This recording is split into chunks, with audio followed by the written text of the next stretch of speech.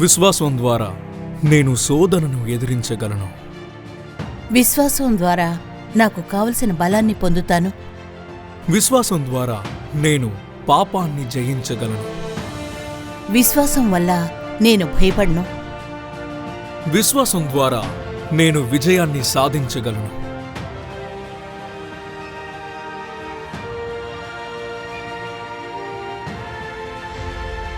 నిజంగా నేను మీకు చెప్తున్నా, మీకు ఆవగింజంత విశ్వాసం ఉంటే మీరీ పర్వతాన్ని ఇక్కడి నుండి అక్కడికి వెళ్ళమంటే అది కదులుతుంది. మీకు అసాధ్యమైనది ఏదీ ఉండదు.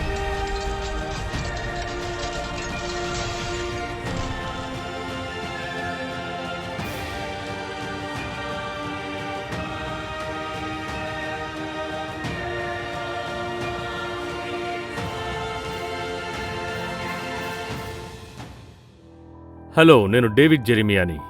జీవిత మలుపుకి స్వాగతం. ఈరోజు కార్యక్రమాన్ని మీకు విశ్వాసం గురించిన ఒక ప్రశ్నతో మొదలు పెట్టాలని ఉంది. విశ్వాసమును పొందడం గురించిన అతి కష్టమైన విషయం ఏమిటి? థియలాజికల్గా చెప్పాలంటే మనం చూడలేనప్పుడు దాన్ని నమ్మడం. అయితే ప్రాక్టికల్గా చెప్పాలంటే బహుశా విశ్వాసమును గురించిన అతి కష్టమైన నిరీక్షణ. దేవుడు ఆయన వాక్యములో మనకు వాగ్దానములు చేశాడు. అయినా వాగ్దానము చేసిన సమయానికి మరియు అది నెరవేర్చబడే సమయానికి ఎక్కువగా సమయం అంటే గ్యాప్ ఉంటుంది. అంటే దానర్థం మనం వెయిట్ చేసేటప్పుడు మనకు విశ్వాసం ఉండాలి. ఈరోజు జీవిత మలుపు కార్యక్రమంలో నా సందేశము పేరు దేవుని వాగ్దానము కొరకు నిరీక్షించుట. ఇది దేవుని వాగ్దానము నెరవేరడానికి ఏళ్ల తరబడి నిరీక్షించిన ఒక స్త్రీ కథ. హెబ్రీయులు 11 నుంచి ఈ సందేశముల సిరీస్ పేరు సాధారణ ప్రజలు, అసాధారణమైన విశ్వాసము. మరియు అబ్రహాము భార్య శారయి అనేది దేవునికై విశ్వాసంతో నిరీక్షించడానికి ఒక మంచి ఉదాహరణ. శారయి విశ్వాసం ఎలా పరీక్షించబడిందో నేను వివరిస్తాను, అలాగే ప్రతిఫలాన్ని పొందిందో కూడా ఈరోజు ఇక్కడ జీవిత మలుపులో.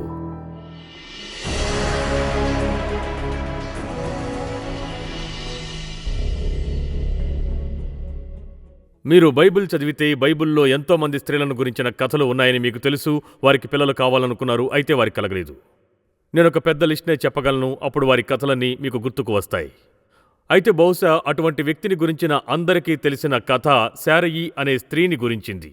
ఆమె కథ ఆదికాండము పుస్తకములో ఉంది, అలాగే ఇక్కడ హెబ్రీ గ్రంథములో చెప్పబడింది. హెబ్రీయుల పత్రిక రాసిన రచయిత ఇక్కడ అబ్రహాము భార్యను గురించి ఇలా చెప్పాడు: విశ్వాసమును బట్టి శారయు వాగ్దానము చేసినవాడు నమ్మదగినవాడని ఎంచుకొనెను. కనుక తాను వయస్సు గతించినదైనను గర్భము ధరించుటకు శక్తి పొందెను. అందుచేత మృతతుల్యుడైన ఆ ఒక్కని నుండి సంఖ్యకు ఆకాశ నక్షత్రముల వలెను సముద్ర తీరమందలి లెక్కింప శక్యము కాని ఇసుక వలెను సంతానము కలిగెను. ఇప్పుడు మనము హెబ్రీ 11వ అధ్యాయమునకు వచ్చినప్పటి నుంచి మనం స్టడీ చేసిన వేరే ఎంతమందిలాగానే దాన్ని మనం హాల్ ఆఫ్ ఫెయిత్ అని పిలిచాం. శారయి జీవిత కథను చదివి ఆమె అసలు హాల్ ఆఫ్ ఫెయిత్లోనికి ఎలా చేరుకుందా అని ఆశ్చర్యపోతాం. అంటే ఆ జీవితం ఓటమి, నిరాశ మరియు సమస్యలతో విభిన్నంగా ఉంది. ఒక రచయిత ఆమెను ఇలా వివరించారు: గొప్ప దేశభక్తుని భార్య. ఆమె గురించి మనము ఒక స్థాయి గౌరవంతో ఆలోచించుతాము. ఆమెను మనము ఆమె కాని చోటులో ఉంచడానికి చూస్తాము. అయితే ఆమె యొక్క జీవితపు బిబ్లికల్ లెక్కను చదివితే కొన్నిసార్లు ఆమె ఎంతో చెడుగా ప్రవర్తించడం గమనించకపోవడం అసాధ్యం. అంటే ఆమె బాగా కోపము, ఆగ్రహం చూపేది. ఎలా మ్యానిపులేట్ చేయాలో ఆమెకు తెలుసు. ఆమె కొంచెం మీన్గా కూడా అవుతూ ఉండేది. అసహనంగా, కోపంగా, కుట్ర చేయడం, విపరీతంగా, క్రూరంగా, పౌటి, అసూయ, తప్పిదం చేయడం, అకారణముగా మూలుగుతూ ఫిర్యాదులు చేసేటటువంటిది. నిజానికి బైబిల్లో హింట్స్ కూడా ఉన్నాయి. ఏమనంటే శారయి ఒకలా ఆమె అందానికి ప్యాంపర్ చేయబడిందని. ఆమె పుట్టినప్పుడు ఆమెకు పెట్టిన పేరు శారయి, అంటే అర్థం నా రాజకుమారి అని. వచనము మాటిమాటికి ఆమె ఎంతగా ఆశ్చర్యపరిచే ఆకర్షణీయమైన స్త్రీయో చెబుతోంది. ఆమె వెళ్లిన ప్రతి చోట వెంటనే సహాయాన్ని, గౌరవాన్ని పొందేది ఆమెకున్న సౌందర్యము వల్ల. అటువంటి విషయం ఉన్నతమైన స్త్రీని కూడా పాడు చేయగలదు. మరొక విషయం, ఆమెకు 65 ఏళ్లు వచ్చే వరకు శారయి జీవితపు బిబ్లికల్ లెక్క కూడా మొదలవ్వలేదు. ఆశ్చర్యకరముగా ఆ వయస్సులోనూ ఆమె శారీరక అందం ఎంతగా చెప్పుకోదగిందంటే అబ్రహాము నిత్యం అనుకునేవాడు వేరే శక్తివంతులైన పురుషులు తన భార్యను కోరుకునేవారు అని. కొన్ని సందర్భాల్లో అయితే తన సొంత నిజాయితీతో భయం వల్ల రాజీ పడ్డాడు. ఎందుకంటే వాళ్ళు వచ్చి తన భార్యను తీసుకుని అతన్ని చంపేస్తారేమోనని. హెబ్రీయుల పత్రికలో శారయి రెఫరెన్స్ని అర్థం చేసుకోవడానికి మనం వెనక్కి వెళ్ళి ఆమె కథను చెప్పుకోవలసి ఉంది. ఈరోజు నేను అలా చేయడానికి ట్రై చేస్తాను. నాకున్న సమయంలో అంతా చెప్పడం సాధ్యం కాకపోయినా సరే నేను మీకు శారయి జీవితపు ఒక రివ్యూనిస్తాను. ఆమె విశ్వాసము ఓడిపోవడంతో మనం మొదలు పెడదాం. ఆదికాండము 16 నుంచి మనము శారయి అసహనాన్ని ముందుగా గమనిస్తాము. అబ్రహాము భార్య అయిన శారయి అతనికి పిల్లలు కనలేదు. ఆమెకు హాగరు అను ఐగుప్తీయులైన దాసి ఉండెను. కాగా శారయి, ఇదిగో నేను పిల్లలు కనకుండా యెహోవా చేసియున్నాడు, నీవు దయచేసి నా దాసితో పొమ్ము, ఒకవేళ ఆమె వలన నాకు సంతానము కలగవచ్చునని అబ్రహాముతో చెప్పెను. అబ్రహాము శారయి మాట వినెను. కాబట్టి అబ్రహాము కనాను దేశములో 10 ఏండ్లు కాపురమున్న తరువాత అబ్రహాము భార్య అయిన శారయి తన దాసి అయిన హాగరును ఐగుప్తీయురాయలని తీసుకుని తన పెనిమిటి అయిన అబ్రహాము భార్యగా ఉన్నట్లు అతనికి ఇచ్చెను. అతడు హాగరుతో పోయినప్పుడు అది గర్భవతి అయ్యెను. అది తాను గర్భవతినైతేనని తెలుసుకునినప్పుడు దాని యజమానురాలు దాని దృష్టికి నీచమైనదాయెను. ఇప్పుడు శారయికి 65 మరియు అబ్రహాముకి 75 ఏళ్ళు. దేవుడు వారి నుంచి గొప్ప జనమును చేస్తానని చెప్పినప్పుడు మీరు గాని వెనక్కి వెళ్లి ఆదికాండము 12వ అధ్యాయాన్ని చూస్తే దేవుడు వారికి చేసిన వాగ్దానమును వినగలరు. ఏమనంటే అబ్రహాము శారయిల నుండి గొప్ప సంతతి వస్తుందని, వారిని గొప్ప జనముగా చేస్తానని వాగ్దానమిస్తాడు. దేవుడు ఆ వాగ్దానము చేసిన తర్వాత 10 ఏళ్లు గడిచిపోయాయి. అయితే వారికి ఇంకా బిడ్డ పుట్టలేదు. ఇప్పుడు అబ్రహాముకి 85 ఏళ్ళు, శారయికి 75 ఏళ్ళు. కాబట్టి చివరికి అబ్రహాము శారయి చెప్పిన ఈ పథకాన్ని, అందులో హాగర్ ఇన్వాల్వ్ అవ్వడాన్ని ఒప్పుకుంటాడు. 86 ఏళ్ల వయస్సులో అబ్రహాము ఇష్మాయేలుకి తండ్రి అవుతాడు. ఇష్మాయేలు అతని కుమారుడు. ఆదికాండము 16 చెప్తుంది, కనుక హాగరు అబ్రహాముకు కుమారుడని కనెను. అతడు అతనికి పేరు పెట్టెను, హాగరుకు పుట్టిన వానికి ఇష్మాయేలు అని. అబ్రహాముకు హాగరు ఇష్మాయేలునిచ్చినప్పుడు అబ్రహాముకి 86 ఏళ్ళు. ఇష్మాయేలు పుట్టిన తరువాత మీరు పాత నిబంధనను చదివితే 13 ఏళ్లు గడిచిపోతాయి. అయితే మీకు అబ్రహాము శారయిలను గురించి చదవడానికి ఏమీ ఉండదు. ఒకలా కథ మరుగున పడినట్టుగా ఉంటుంది. దేవుని వాగ్దానము తరువాత 11 ఏళ్లకు ఇష్మాయేలు జన్మిస్తాడు. మనం ముందుకు చూస్తే తరువాత మనకు తెలుస్తుంది ఏమనంటే దేవుడు ముందుగా చేసిన వాగ్దానము తరువాత 24 ఏళ్లకు ఇస్సాకు జన్మించాడని. ఒక రచయిత ఈ క్రింది విధముగా పరిశీలించారు. ఈ అబ్రహాము మరియు శారయి కథలో ఎక్కువగా గట్టిగా వినిపించేదేంటంటే పూర్తి తారాగణంలో గౌరవప్రదమైన ఒక క్యారెక్టర్ కూడా లేదు. అన్నీ అవమానకరమైనవి. అబ్రహాము అందరిలోకి వర్స్ట్, దయనీయంగా, ప్యాసివ్గా, ఇంపార్టెంట్గా, తన భార్య పట్ల లేక హాగరు పట్ల క్యారింగ్గానే లేకుండా ఉన్నాడు. స్త్రీలకు కూడా ఒకరి మీద ఒకరికి దయ లేదు. శారయి నీచంగా ఉంది. మనకేమనిపిస్తుందంటే హాగరుకు గాని ఛాన్స్ ఉండుంటే ఆమె కూడా అంతే చెడుగా ఉండేది అని. గుర్తుంచుకోండి, ఈ విశ్వాసము కలవారు దేవుని వాక్యమును డిస్టర్బ్ చేయడం మొదలుపెట్టినప్పుడు ఈ గందరగోళమంతా మొదలవుతుంది అని. దేవుడు ఆయన వాగ్దానమును నెరవేర్చడానికి ఆయనకు సహాయం అవసరమని వాళ్ళు నిర్ణయించుకున్నప్పుడు అది రూపము దాల్చినది. దేవుడు వారికి ఇస్తానని వాగ్దానము చేసింది తెలిసి అబ్రహాము శారయిలు దాన్ని పొందడానికి షార్ట్కట్ని తీసుకున్నారు. మనందరం ఇక్కడ కూర్చుని ఆ చారిత్రాత్మక ఈవెంట్ని గురించి నవ్వుకుంటూ ఉంటాం. అయితే మనకు తెలుసు వెయిట్ చేయడం ఎంత కష్టమో. మీ పాస్టర్తో ఎంతమంది చెప్పగలరు వెయిట్ చేయడం నాకు ఇష్టమైన వాటిల్లో ఒకటి కాదు అని?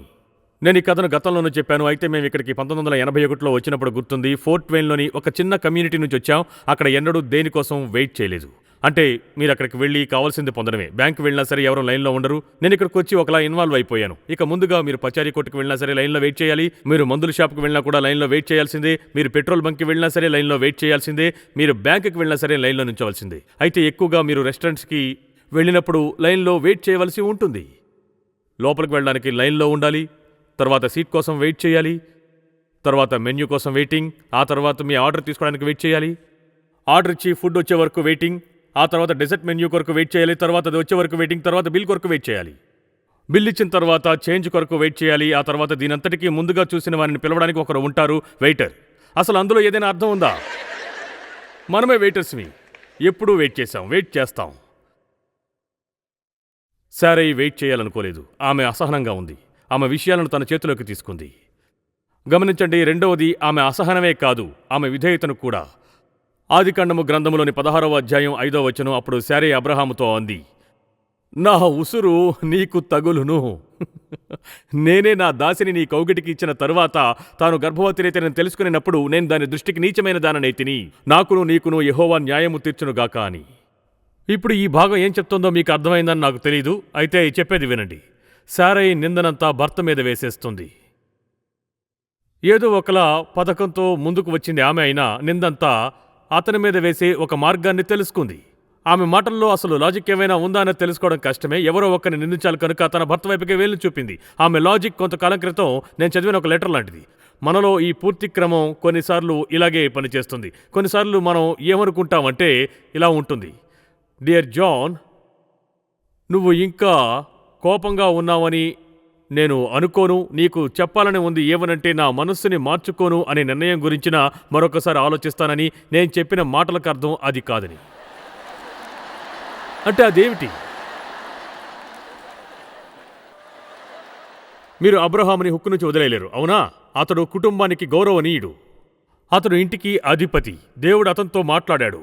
అంటే అతడు చేయవలసిందంతా ఇలా అనడమే. లేదు శారయి, అది మోగ ఐడియా. అతడు ఆ పరిస్థితి అసలు రానివ్వకుండా ఉండాల్సింది. ఈ మధ్య సంవత్సరాల్లో మన కల్చర్లో నేను గమనించాను, మీరు గమనించారో లేదో నాకు తెలీదు, మనం ఈ నిందవేసే గేమ్ని ఒక అపూర్వమైన స్థాయికి తీసుకువెళ్ళాం. అంటే ఎంతకాలం మనం ఈ దేశపు సమస్యలన్నిటికీ ప్రెసిడెంట్ని బ్లేమ్ చేస్తూ ఉంటాము. అంటే పాపం ఆయన వృద్ధుల హోంలోకి వెళ్ళిపోతారు. అప్పుడు కూడా మన సమస్య ఆయననే అంటాం. సమస్య వాళ్ళు కాదు. నేను ఎదుగుతున్నప్పుడు ఈ పాట ఉంది, అప్పుడప్పుడు దాన్ని పాడుతూనే ఉండేవాళ్ళం. అది ఇలా ఉంటుంది. అది బోధకుడు కాడు లేదా డీకన్ కాడు, కానీ నేనే ఓ దేవా ప్రార్థన కొరకు నిల్చుని ఉన్నది అని. మనం ఆ పాటను తిరిగి బ్రతికించాలి. ఎందుకంటే ఈ పూర్తి బ్లేమ్ గేమ్ అనేది నిజంగా అదుపు తప్పిపోయింది. ఒక కొత్త జాబ్లో చేరిన ఒక సీఈఓని గురించిన ఒక కథనే చదివాను. బయటికి వెళ్ళిపోయే సీఈఓ వచ్చి అతనితో ఇలా అన్నాడు. ఏమనంటే, కొన్నిసార్లు చూడు, నువ్వు తప్పు ఎంపికలను చేస్తుంటావు, అంటే చేస్తావు, గందరగోళం అవుతుంది. అలా జరిగినప్పుడు నీకోసం నేను 3 ఎన్వలపులను సిద్ధం చేశాను. అవి నువ్వు కూర్చునే చోట నా డెస్క్లోని పైన ఉన్న డ్రాయర్లో పెట్టాను. మొదటిసారి గందరగోళం చేసినప్పుడు లెటర్ నెంబర్ 1ని తెరువు. అలాగే రెండవసారి లెటర్ నెంబర్ 2ని తెరువు. ఇక మూడోసారి లెటర్ నెంబర్ 3ని తెరువు. మొదటి కొన్ని నెలలంతా బాగానే జరుగుతుంది. ఆ తర్వాత ఆ కొత్త సీఈఓ తన మొదటి తప్పుని చేశాడు. అతడు డ్రాయర్ దగ్గరికి వెళ్ళి నెంబర్ 1 ఎన్వలప్ని తీస్తాడు. అందులో ఇలా రాసి ఉంటుంది, నింద నా పైన వేసుకో. అతను అలాగే చేశాడు. ఇది పాత సీఈఓ తప్పు. అతని తప్పులను చేశాడు. నేను ఈ సమస్యలను నాకు ముందున్న వారి నుంచి పొందాను. అప్పుడు అందరూ అంటారు ఓకే అని. అది వర్కౌట్ అవుతుంది. సరే, తిరిగి అతడు ఆఫీసుకు వెళ్తాడు. అతనికి కొంతకాలం పనిచేస్తాడు. అయితే త్వరలోనే రెండవ తప్పు చేస్తాడు. కనుక అతడు డ్రాయర్ వద్దకు వెళ్ళి నెంబర్ 2 ఎన్వలప్ని తెరుస్తాడు. అందులో ఈసారి ఇలా ఉంది, నిందని బోర్డు మీద వెయ్యి. అతను అలాగే చేస్తాడు. అంటే అది బోర్డు తప్పు. పాపం వీళ్ళకి ఆ వారసత్వం వచ్చింది. వాళ్ళు పాత రెజీమ్ నుంచి వచ్చారు. సమస్య వారే. అప్పుడు అందరూ అంటారు అవును అని. అందులో అర్థమే లేదు.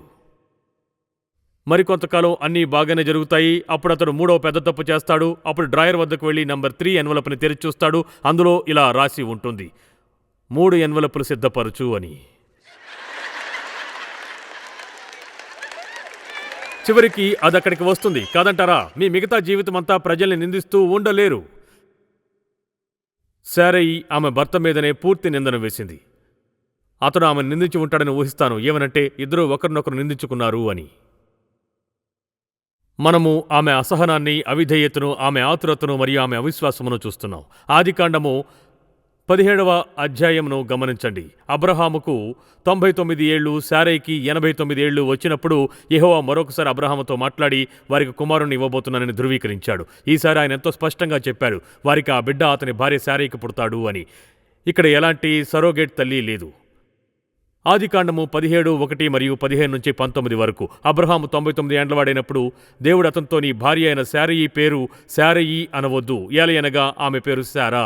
నేను ఆమెను ఆశీర్వదించి ఆమె వలన నీకు కుమారుని కలగజేసేదను. నేను ఆమెను ఆశీర్వదించెదను. ఆమె జనములకు తల్లి అయి ఉండును. జనముల రాజులు ఆమె వలన కలుగుదరని అబ్రహాముతో చెప్పెను. అప్పుడు అబ్రహాము సాగిలబడి నవ్వెను. 100 ఏండ్ల వానికి సంతానము కలుగున, 90 ఏండ్ల శారా కనున అని మనస్సులో అనుకొనెను. అబ్రహాము, ఇష్మాయేలు నీ సన్నిధిలో బ్రతుకు అనుగ్రహింపుము అని దేవునితో చెప్పగా, వేరుగా చెప్పాలంటే, దేవా ఇది జరుగునే జరగదు. ఇష్మాయేలుని నేను ఒప్పుకుంటాను. నీవు నీ వాగ్దానమునకు జవాబుగా ఇష్మాయేలుని క్లెయిమ్ చెయ్యి, అది నాకు చాలు. అతను అన్నాడు, దేవా ఇష్మాయేలుని నీ సన్నిధిలో ఉండనివ్వు అని. అప్పుడు దేవుడిలా అన్నాడు, లేదు లేదు, నీ భార్య అయిన శారా నీకు కుమారుని కనును, నీవతనికి ఇస్సాకు అని పేరు పెట్టెదవు. అతని తరువాత అతని సంతానము కొరకు నిత్య నిబంధనగా నా నిబంధనను అతనితో స్థిరపరిచెదను అని చెప్పాను. కొంచెం తర్వాత కథ ప్రకారముగా అబ్రహాము బయట ఉన్నాడు. బైబిల్ చెప్తోంది అతను మమ్రే వృక్షముల కింద కూర్చుని ఉండగా యెహోవా అతనికి కనబడెను అని. తర్వాత ఆదికాండము 18 ఏం చెప్తోందంటే, యెహోవా అబ్రహాముతో మీదటికి ఈ కాలమున నీ వద్దకు నిశ్చయముగా మరల వచ్చేదను, అప్పుడు నీ భార్య అయిన శారాకు ఒక కుమారుడు కలుగునని చెప్పాను. పారంథీసిస్. శారా ఆయన వెనుక నుండిన గుడారపు ద్వారమందు వినుచుండెను. ఇప్పుడు అబ్రహాము మరియు శారా బహుకాలము గడిచిన వృద్ధులై ఉన్నారు. స్త్రీధర్మము శారాకు నిలిచిపోయెను. అందువలన శారా తనలో తన నవ్వుకుంది, నేను బలము ఉడిగిన దాననైన తరువాత నాకు సుఖము కలుగునా? నా యాజకుడును వృద్ధుడై ఉన్నాడు కదా. అంతటా యెహోవా అబ్రహాముతో, వృద్ధురాలనైన నేను నిశ్చయముగా ప్రసవించదనా అని శారా నవ్వనేలా, యెహోవాకు అసాధ్యమైంది ఏదైనా ఉందా? మీదటికి ఈ కాలమున నిర్ణయ కాలమందు నీ వద్దకు తిరిగి వచ్చేదను, అప్పుడు శారాకు కుమారుడు కలుగును అనెను. శారా భయపడి నేను నవ్వలేదు అని చెప్పగా ఆయన, అవును నీవు నవ్వితివి అనెను. ఇప్పుడు నాతో కలిసి దీన్ని ఒక క్షణం ఊహించండి. అబ్రహాము బయట ఉన్నాడు, అతడు లోపలికి వస్తాడు. శారా అతనితో ఇలా అంటుంది, అబ్రహాము నీవు ఎక్కడికి వెళ్ళావు? అందుకు అతడు, చూడు నేను బయటికి వెళ్ళి నా ఉదయ ప్రార్థనలు చేస్తున్నాను. అందుకు శారా, ఎలా జరిగింది అనగా అబ్రహాం అంటాడు, చాలా బాగా జరిగింది. అసలైతే దేవునితో ఈ సంభాషణ జరిగింది. ఆయన నాకు ఆశ్చర్యకరమైన విషయాన్ని చెప్పాడు. అందుకే ఆమె ఏమిటి అని అడిగాను. అతడు ఒక వృద్ధుడు తరబడినట్టుగానే చెప్పాడు, నీకు బేబీ పుట్టబోతున్నాడు అని. దానికి శారా ఏం జవాబు చెప్పు ఉంటుందో నాకు వినాలని ఉంది. 1 to 10 వరకున్న ఒక స్కేల్ మీద ఆ క్షణంలో శారా విశ్వాసం దాదాపుగా 0లో ఉండి ఉంటుంది. అయితే ఇక్కడ ఆమె తన ఓటములతో ఉంది. ఆమె హాల్ ఆఫ్ ఫెయిత్లో పొందుపరచబడింది. అది దేవుని యొక్క ఎంత గొప్ప కృప మరియు సహనపు దృశ్యమో. మన పాపము కంటే గొప్పవాడు దేవుడు, మన సందేహముల కంటే మించినవాడు. అది మంచి విషయం కాదంటారా? మనము నమ్మదగని వారమైనను ఆయన నమ్మదగిన వాడుగా ఉండును. ఆయన తన స్వభావమును కాదనలేడు. 2 తిమోతి 2:13. అబ్రహాము మరియు శారాలు వారి విశ్వాసపు ఆరాధనలో కొన్ని సందర్భాలలో తడబడినా కూడా వాళ్ళు ఒక దృఢ నిశ్చయానికి వచ్చారు. ఏమనంటే దేవుడు సత్యమని, ఆయన వాగ్దానము నమ్మదగినది అని. వాళ్ళు ఆయన పట్ల విశ్వాసరహితముగా ప్రవర్తించినప్పుడు కూడా దేవుడు వారి పట్ల నమ్మదగిన వానిగానే ఉన్నాడు. కనుక మీరు చూస్తున్నట్లుగా శారయి హాల్ ఆఫ్ ఫెయిత్కి ఒక ఆసక్తికరమైన క్యాండిడేట్. ఇప్పుడు దీన్ని మరొకసారి చూద్దాం. శారా విశ్వాసము నెరవేర్చబడ్డాన్ని చూద్దాము. మనం దాని ఓటమిని చూశాం. మనం ఇప్పుడు చదివిన కథల వెలుగులో కొత్త నిబంధనకు వచ్చినప్పుడు ఎంత ఆశ్చర్యపోతామో. హెబ్రీ 11:11 మరియు 12 నుంచి ఈ మాటల్ని విన్నప్పుడు, విశ్వాసమును బట్టి శారయు వాగ్దానము చేసినవాడు నమ్మదగిన వాడిని ఎంచుకొనెను. కనుక తాను వయస్సు గతించినదైనను గర్భము ధరించుటకు శక్తిని పొందెను. అందుచేత మృతతుల్యుడైన ఆ ఒక్కని నుండి సంఖ్యకు ఆకాశ నక్షత్రముల వలెను, సముద్ర తీరమందలి లెక్కింప శక్యము కాని ఇసుక వలెను సంతానమును కలిగెను. క్రొత్త నిబంధనలోని రచయితల్లో కేవలం హెబ్రీ రచయిత ఒక్కడే కాదు శారాని కమెంట్ చేస్తూ రాసినది. అసలైతే పేతురు ఆమెను గురించి రాశాడు. దైవత్వమును గురించి అతను రాసిన పత్రికల్లో ఒకదానిలో బోధిస్తున్నప్పుడు ఇలా చెప్పాడు, సాధువైనట్టియు మృదువైనట్టియునైన గుణమును అక్షయాలంకారము గల మీ హృదయపు అంతరంగ స్వభావము మీకు అలంకారముగా ఉండవలను. అది దేవుని దృష్టికి మిగుల విలువగలది. ఆ తర్వాత అటువలే పూర్వము దేవుని ఆశ్రయించిన పరిశుద్ధ స్త్రీలను తమ స్వపురుషులకు లోబడి ఉండుట చేత తమను తాము అలంకరించుకొనిరి. ఆ ప్రకారము శారా అబ్రహామును యజమానుడని పిలుచుచు అతనికి లోబడి ఉండెను. మీరును యోగ్యముగా నడుచుకొనుచు ఏ భయమునకు బెదరకయున్న ఎడల ఆమెకు పిల్లలగుదురు.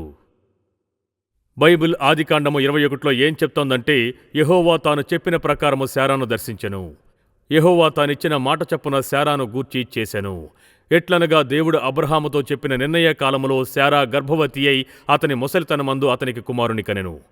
వెనక్కి వెళ్ళి నాతో కలిసి ఆ వాక్యాన్ని చదవండి. అసలైతే పైన స్క్రీన్ మీద చూసి గమనించండి, ఈ భాగం ఎంత అద్భుతంగా ఉందో. యెహోవా తాను చెప్పిన ప్రకారము శారాను దర్శించెను. యెహోవా తానిచ్చిన మాట చొప్పున శారాను గూర్చి చేసెను. ఎట్లనగా దేవుడు అబ్రహాముతో చెప్పిన నిర్ణయ కాలంలో శారా గర్భవతి అయి అతని ముసలితనమందు అతనికి కుమారుని కనెను. 3 సార్లు ఆ వచనంలో మనకు గుర్తు చేయబడింది శారాకు ఏం జరిగింది అన్నది. దేవుని వాక్యము వలన, దేవుడు ఏం చెప్పాడో దాని వలన. ఒక్కసారి ఊహించండి, ఇస్సాకు జన్మించినప్పుడు జరిగిన దృశ్యం. ఓహ్, నిజంగా ఎంతో ఆనందంగా ఉండి ఉంటుంది. ఎంత అందమైన దృశ్యం, అద్భుతమైన ఆలోచన. ఇన్ని సంవత్సరాల నిరీక్షణ తరువాత చివరికి దేవుని వాగ్దానము నెరవేర్చబడింది. బిడ్డ పుట్టినప్పుడు అతనికి ఇస్సాకు అని పేరు పెట్టారు. ఇస్సాకు అంటే అర్థమేంటో తెలుసా? దాని అర్థం నవ్వు. ఆ పదానికి అర్థం అదే. ఒకలా అది ఆసక్తికరమైన మాట కాదంటారా? 100 ఏళ్ల తండ్రికి 90 ఏళ్లున్న తల్లికి వాళ్ళకో బేబీ పుట్టడం, అతనికి నవ్వు అని పేరు పెట్టడం. వావ్! కాబట్టి మీరు శారా విశ్వాసమును, ఆమెను చూస్తే అసాధ్యమనే జయించిందని చూడగలరు. హెబ్రీ 11 చెప్తోంది, ఆమె వయస్సు గతించినదైనను మృతతుల్యుడైన అతని నుండి అసాధ్యం అయితే దేవునికి కాదు.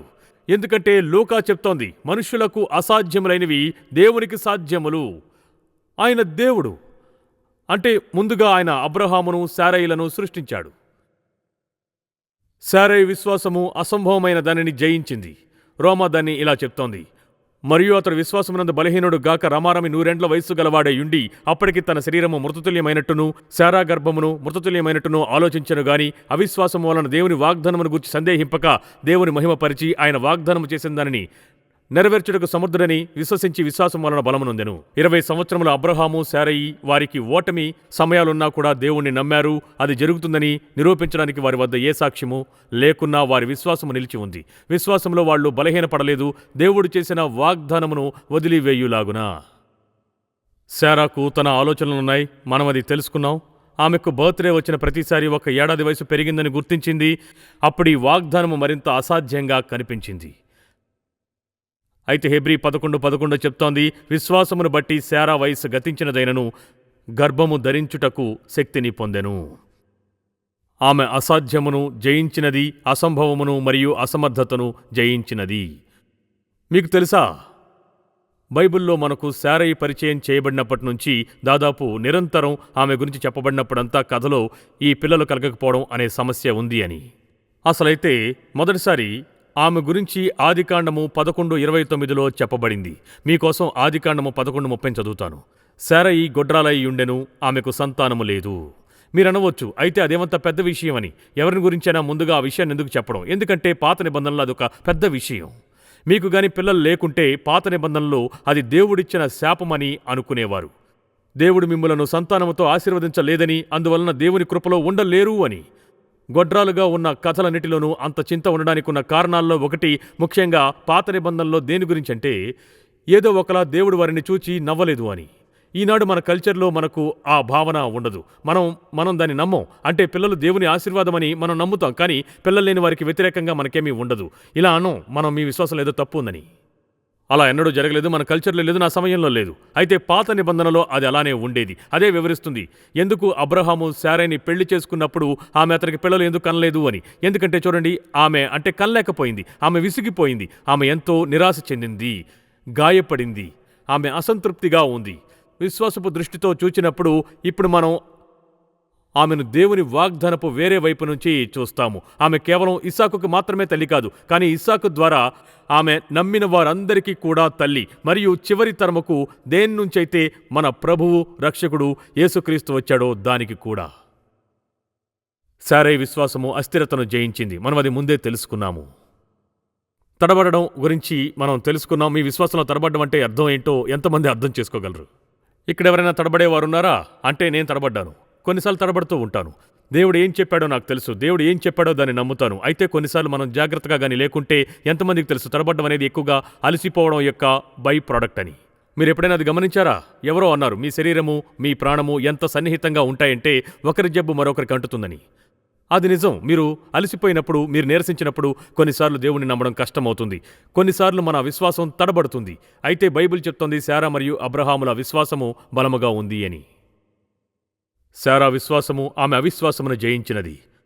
మరొకసారి మీరు హెబ్రీ భాగమును రోమా భాగముతో కలిపితే ఆసక్తికరంగా ఉంటుంది. మీరు అబ్రహాము శారాలను ఇద్దరినీ చూస్తారు. రోమా చెప్తుంది దేవుడు వాగ్దానము చేసిందాన్ని నెరవేర్చుటకు సమర్థుడని అబ్రహాము రూఢిగా విశ్వసించెను. హెబ్రీ చెప్తోంది శారా వాగ్దానము చేసినవాడు నమ్మదగిన వాడిని ఎంచుకొనెను. శారా విశ్వాసమును బట్టి మరియు అలాగే అబ్రహాము విశ్వాసమును బట్టి దేవుని వైపు నుంచి అద్భుతమైన ఆశ్చర్యకారము జరిగినదని తెలుసుకోగలము. ఎవరో ఒకరు మనకు బోధించారు, ఇది నిజమైన బోధన నేను నమ్ముతాను. ఏమనంటే, శ్రమల తరువాత మనము క్రైస్తవులుగా దేవునితో నడవడం గురించి ఎక్కువగా తెలుసుకుంటాము అని. ఎక్కువగా నిరీక్షణతో అని. అది నిజం కాదంటారా? దేవుడు మనకొక వాగ్దానమును ఇచ్చినప్పుడు మనం వెయిట్ చేయాలి. మనము మన హ్యుమానిటీతోనూ అలాగే బలహీనతతోనూ పోరాడాలి. మనము దేవుని నమ్ముతున్నాము, దేవుడు వాగ్దానము చేశాడని తెలుసు, అయినా దాన్ని ఇంకా చూడలేదు. మన విశ్వాసములో ఎదుగుతాము, దేవుణ్ణి నమ్మడం నేర్చుకుంటాం, చీకటిలో యేసును చూడగలమని మనం తెలుసుకుంటాము. చార్ల్స్ స్పర్జన్ బ్రిటన్ నుంచి వచ్చిన గొప్ప బోధకుడు ఒకసారి ఇలా అన్నారు, నేను ప్రతి సంవత్సరం ఎన్నోసార్లు నా బైబిల్ని చదివాను అని. ఎన్నడూ వాగ్దానము నెరవేర్చకపోవడాన్ని నేను చూడలేదు. దేవుడెన్నడూ ఆయన వాగ్దానాలను వదిలివేయడు. కనుక శారా కథ నుంచి మనం ఏం నేర్చుకున్నాము అంటే, అది మనము క్రైస్తవులుగా ఎన్నో రోజులు వాగ్దానము నెరవేర్చబడ్డానికి నిరీక్షిస్తూ జీవిస్తూ ఉంటామని. బైబిల్ చెప్తోంది, నా తండ్రి ఇంట అనేక నివాసములు కలవు, నేను ఎడల మీతో చెప్పుదును, మీకు స్థలము సిద్ధపరచ వెళ్ళుచున్నాను, నేను వెళ్ళి మీకు స్థలము సిద్ధపరిచిన ఎడల నేనుండు స్థలంలో మీరును ఉండులాగున మరల వచ్చిన వధునుడికి మిమ్మల్ని తీసుకుని పోదును. ఆ వాగ్దానము చాలా కాలం క్రితం చేయబడింది, 2024 కంటే ఎక్కువ. అయినా ఇంకా నెరవేరలేదు. అయితే నెరవేర్చబడుతుందని నేను నమ్ముతున్నాను. నా సమయంలో దాని గురించి బహుశా నేను తడబడినప్పుడు దేవుని వాక్యమును చదువుతుండగా నా విశ్వాసంలో నేను బలపడతాను. దేవుని వాగ్దానమును చదువుతూ ఉండగా నాకు గుర్తుంది ఏమనంటే, తన సృష్టితో దేవుడు చేసే కార్యముల రికార్డ్ అంతటిలోనూ ఆయన ఎన్నడూ ఒక్కసారి కూడా వాగ్దానమును బ్రేక్ చేయలేదు అని. నేనే మొదటివానిగాను అవనివ్వడు అని. ఏదో ఒక రోజున ఆకాశము చీలి యేసు తిరిగి వస్తాడు. ఆయనలో నమ్మకం ఉంచినవారు ఆయనతో పాటు మేఘముల మీద తీసుకుని పోబడతారు. బైబిల్ చెప్తోంది, కాగా మనము సదాకాలము ప్రభువుతో కూడా ఉందుము. నేను నా రిజర్వేషన్ని చేసేసుకున్నాను, ఎందుకంటే వాగ్దానముని నమ్ముతాను కనుక. మీరు అనవచ్చు, యేసు తిరిగి వస్తాడన్న వాగ్దానముని మీరు ఎలా నమ్ముతారు అని. నిజంగా మీరు దాన్ని ఎలా నమ్ముతారు? దానికి మిమ్మల్ని కమిట్ చేసుకోండి. యేసుక్రీస్తుని మీ రక్షకుడిగా నమ్మి మీరు క్రైస్తవుడిగా అవ్వండి. మీరు దాన్ని అంగీకరించుకుంటే దాన్ని నమ్ముతామని నాకు చెప్పకండి. అది నిజమని మీరు నమ్మాలి. అయితే మీరు గాని నమ్మకుంటే పర్సనల్గా మీ కొరకు మీరు నమ్మరు. నమ్మకం అనేది ఏదో సత్యమును గురించిన హెడ్ నాలెడ్జ్ మాత్రమే కాదు. నమ్మకం అంటే మీ జీవితం కొరకు ఆ సత్యానికి కమిట్ అవ్వడమే. అది సత్యమనే నిజంపైన మీ నిత్యత్వంపై పందెం కాయడం. మీరలా ఎన్నడూ చేయకుంటే ఇలా అనడానికి ఇదెంతో గొప్ప సమయం. చివరికి నేను దీన్ని తెలుసుకున్నాను. దేవుడు వాగ్దానం చేసిందని నమ్ముతాను. ఆయన కుమారుడైన యేసు ద్వారా శిలువ మీద ఆయన చేసింది నమ్ముతున్నాను. నా కోసం ఇప్పుడు ఆయనలో నమ్మకం ఉంచే సమయం ఇదని నమ్ముతున్నాను. ఈరోజు జీవిత మలుపు కార్యక్రమాన్ని చూసినందుకు ధన్యవాదాలు. మీరు మీ జీవితంలోని అడ్డంకులను అధిగమించి సరైన మార్గమును కనుగొని క్రీస్తు మరణించిన జీవిత ఫలితాలను మీరు పొందాలని దేవుడు కోరుకుంటున్నాడు. అలాంటి జీవితం క్రీస్తును ప్రభువుగా మరియు రక్షకునిగా విశ్వసించడంతో ప్రారంభమవుతుంది. ఆయన వాక్యాన్ని తెలుసుకోవడం, విశ్వసించడంతో కొనసాగుతుంది. కాబట్టి మీరు క్రీస్తుపై మీ విశ్వాసాన్ని మునుపెన్నడూ ఉంచకపోతే, ఆయన ద్వారా మళ్లీ జన్మించినట్టయితే ఈ రోజే ఆయనపై విశ్వాసం ఉంచగల రోజు. మీరు ఈరోజు విశ్వాసం యొక్క ఈ దశను తీసుకున్నట్లయితే దయచేసి మీ నిర్ణయాన్ని విశ్వసనీయమైన పరిచర్య లేదా స్థానిక సంఘంలో ఇతర క్రైస్తవులతో పంచుకోండి. తద్వారా మీరు కొత్తగా కనుగొన్న విశ్వాసంలో వృద్ధి చెందగలరు. మీరు దేవునితో మీ నడకను ప్రారంభించినప్పుడు దేవుడు మిమ్మల్ని ఆశీర్వదిస్తాడు. మరియు నేను మిమ్మల్ని తదుపరి జీవిత మలుపు కార్యక్రమంలో చూడాలని ఎదురు చూస్తున్నాను.